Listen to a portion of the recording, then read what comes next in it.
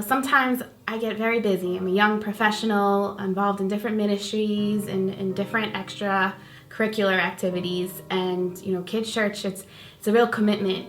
These are young children that we're molding. And, but if it wasn't for them, I wouldn't be doing it. I walk in Sunday mornings after a long week, tired, but then I see their faces and they're my heart. They say, "Hi, Miss Tanya," and they let me know what the memory verse was from last Sunday, and they remember the story, and they answer the questions, and I realize, just as much as I'm impacting them in their lives and their walk with Jesus, they're impacting mine.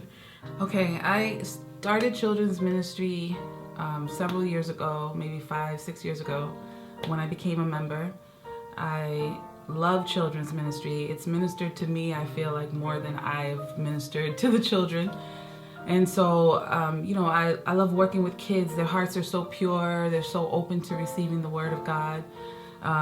Even when they're distracted and running around, it's like, I remember what I was like when I went to church as a child, and the people that spoke into me or maybe didn't speak into me, and I remember these experiences. So I want to be able to help children have these very fond, powerful memories of growing up Christian. So it's not all about us, it's the kids.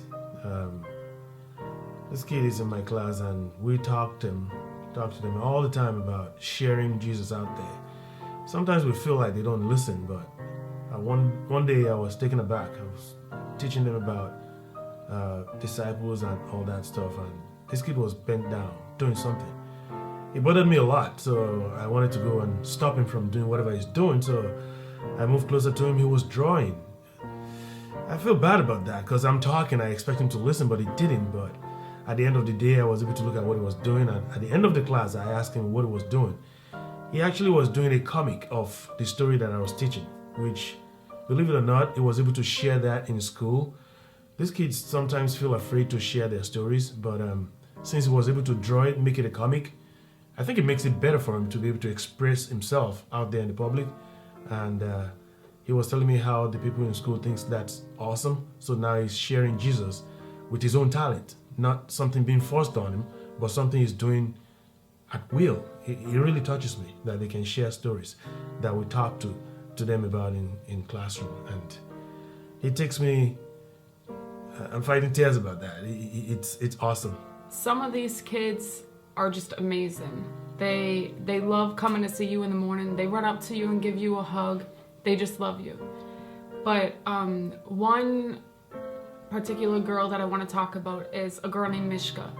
She comes in our class. You would think this girl is in her own little bubble every class. You think she's not paying attention to you. She's over on the side playing with toys, acting like a cat, whatever it is that she's doing. And then I'm saying, "Mishka, come over here. You got to pay attention." And then at the end of class, you ask all the kids the questions, and she's the one that answers all of the questions, along with other kids too. But she knows everything you're talking about. You think this girl is not paying attention, but she is. These kids they're incredible. And just like Bishops talks about, it's not about us. It's about these kids. We have the privilege to talk to these kids, to teach these kids. And it truly is not about us. Some days it's harder than others to wake up in the morning, to go into the classroom. But once you're there, it's like they steal your heart. Literally, it's like it just feels like they take your heart right out of you. And they just steal your heart. They love you, and I love them, and I'm so happy to be part of children's ministry. So I think showing affection to the kids is very important. I had a girl that she just always shy, and I just finally said, you know what, let me go next to her, spend some time with her, talk to her, how was your day, all that, which I usually do to the kids, but her was different. And I kept doing it week, Sunday after Sunday, and her smile just kept getting bigger and bigger. And it hits me because one day she looked at me and said, with a big smile, "I wish you were my dad." And that made me almost tear, and made my wife literally tear. It hit me so hard because just showing that relationship, showing the love that God showed us, and the child seeing it through you as a father should be, made her just feel so comfortable in my class.